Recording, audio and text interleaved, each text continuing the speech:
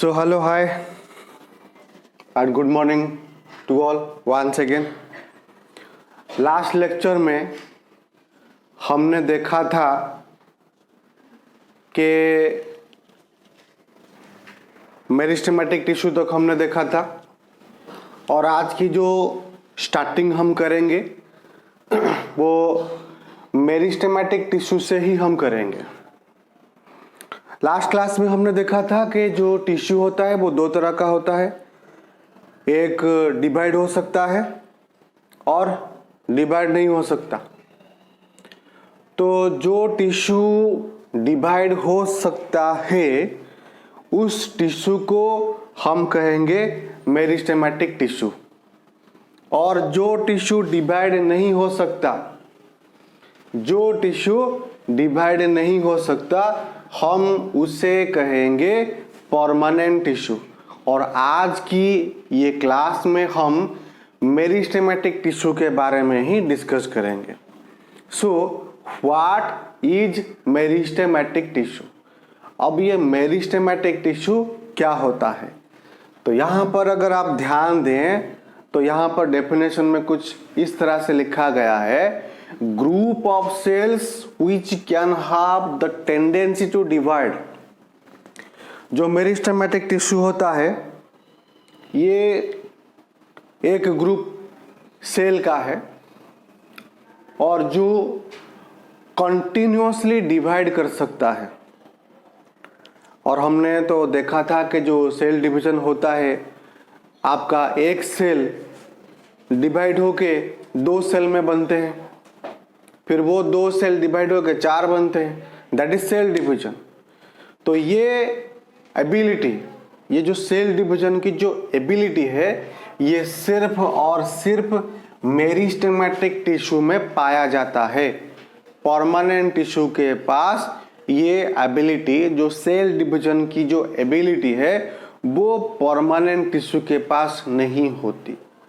और ये जो मेरिस्टेमेटिक टिश्यू आप देख रहे हो, यही मेरिस्टेमेटिक टिश्यू बाद में परमानेंट टिश्यू में कन्वर्ट हो जाता है।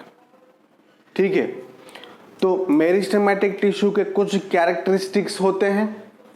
तो क्या है वो कैरेक्टरिस्टिक? फर्स्ट है थिन सेल वॉल।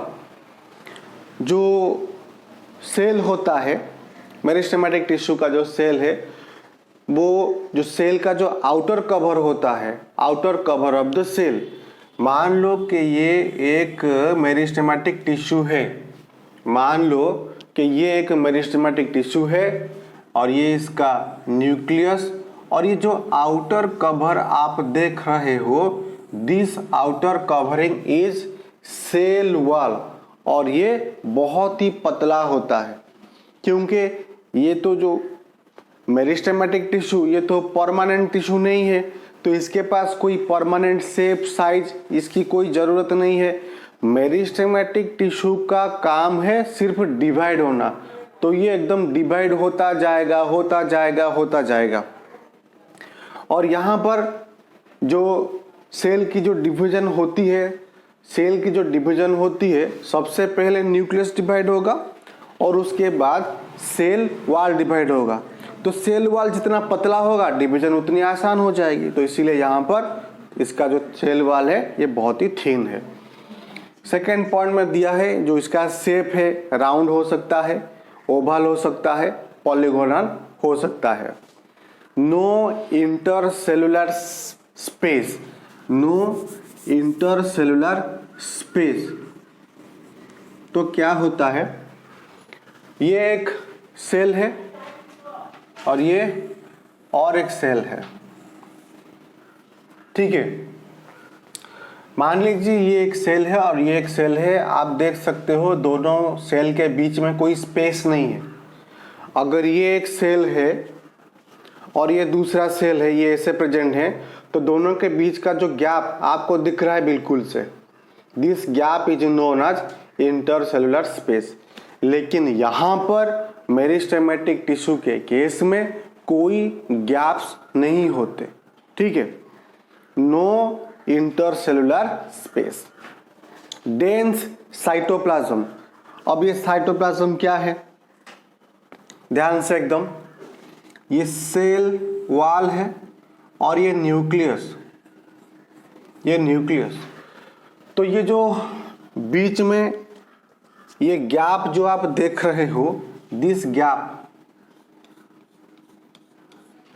ये जो गैप जिसको मैंने ब्लू कलर से मार्क किया हुआ है, ये जो गैप आप देख रहे हो, this gap is known as cytoplasm. तो इसका साइटोप्लाज्म कैसा होता है? एकदम डेंस होता है और नो वैक्यूल्स।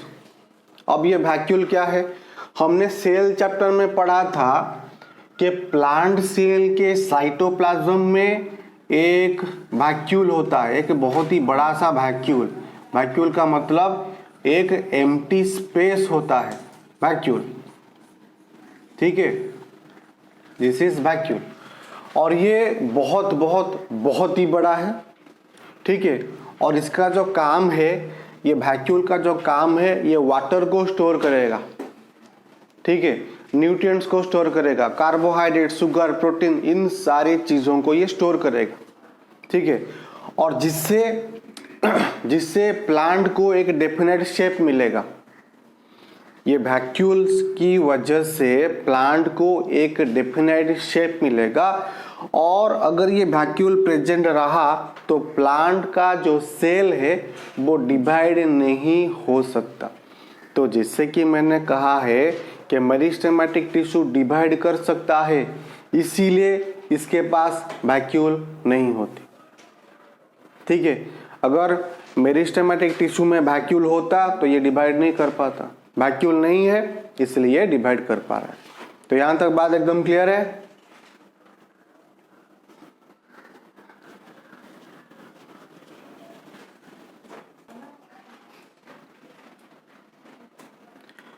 अब यहां पे हम देखेंगे टाइप्स ऑफ मेरिस्टेमेटिक टिश्यू, ठीक है।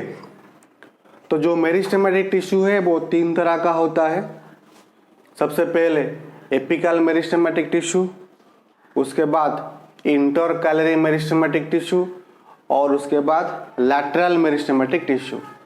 तो मेरिस्टेमेटिक टिश्यू 3 तरह का है, एपिकल, इंटरकैलरी और लैटरल। तो चलिए ध्यान से देखेंगे क्या होते हैं ये 3 तरह के। तो सबसे पहले बात करेंगे एपिकल मेरिस्टेमेटिक टिश्यू। तो ये जो पार्ट आप देख रहे हो यहाँ पर, ये शूट का एकदम टिप पार्ट होता है and this is the tip of root, ठीक है।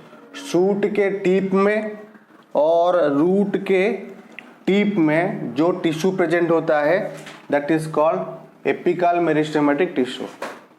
यहां तक क्लियर है। तो ये जो एपिकल मेरिस्टेमेटिक टिश्यू जो आप देख रहे हो, इसका काम है प्राइमरी ग्रोथ करना, प्राइमरी ग्रोथ। तो जनरली प्लांट का जो ग्रोथ होता है ये 2 तरह का होता है। प्लांट का जो ग्रोथ है ये 2 तरह का है, एक है प्राइमरी ग्रोथ और दूसरा है सेकेंडरी ग्रोथ। प्राइमरी ग्रोथ में क्या होता है, ये शूट धीरे धीरे करके ऊपर की तरफ बढ़ेगा और ये रूट धीरे धीरे करके नीचे की तरफ बढ़ेगा। दिस इज प्राइमरी ग्रोथ, इसे ही कहा जाता है प्राइमरी ग्रोथ। और ये सेकेंडरी ग्रोथ क्या है? और ये सेकेंडरी ग्रोथ क्या है?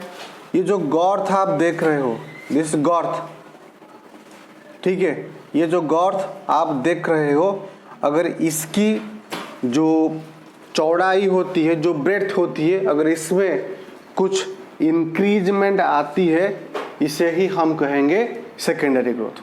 तो प्राइमरी ग्रोथ में ये जो शूट ऊपर की तरफ बढ़ेगा और रूट नीचे की तरफ बढ़ेगा ऐसे। और सेकेंडरी ग्रोथ में ये जो गॉर्थ आप देख रहे हो, this is the growth of the plant, ये इसका जो ब्रेड्थ है ऐसे बढ़ेगा, दिस इज सेकेंडरी ग्रोथ। तो ये जो एपिकल मेरिस्टेमेटिक टिश्यू आप देख रहे हो, this is quite responsible for primary growth of the plant. तो यहां तक क्लियर है। और उसके बाद हम देखेंगे लैटरल मेरिस्टेमेटिक टिश्यू। तो ये जो लैटरल मेरिस्टेमेटिक टिश्यू है ये स्टेम में प्रेजेंट होता है, ट्रंक या स्टेम से बोल सकते हो, यहाँ पर प्रेजेंट होता है।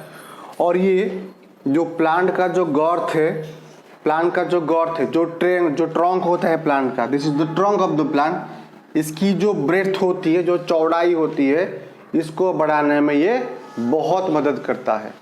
कौन? Lateral meristematic tissue. और उसके बाद आखिर में आता है इंटरकैलरी मेरिस्टेमेटिक टिश्यू। अब ये इंटरकैलरी मेरिस्टेमेटिक टिश्यू कहाँ पे प्रेजेंट होता है? ये प्रेजेंट होता है at the base of the leaf, at the base of the leaf. Leaf जिस जगह पर प्रेजेंट है, that point is known as a node. तो यहाँ पे ये नोड है, ये भी नोड है, दिस इज नोड, नोड और नोड। नोड में प्रेजेंट होता है intercalary meristematic tissue. This is node and this is node. ये जो दो नोड के बीच में जो गैप, जो पार्ट आप देख रहे हो, that part is known as internode. ठीक है, तो नोड में यानी कि बेस ऑफ द लीफ में प्रेजेंट होता है इंटरकैलरी मेरिस्टेमेटिक टिश्यू, जिससे जो लंबाई होती है प्लांट की, जो ब्रांच होता है, ठीक है, जो लीफ होता है, उसका फंक्शन, उसका ग्रोथ पॉसिबल हो पाता है। तो यहाँ तक बात एकदम क्लियर है। तो एक बार ध्यान से देख लीजिए।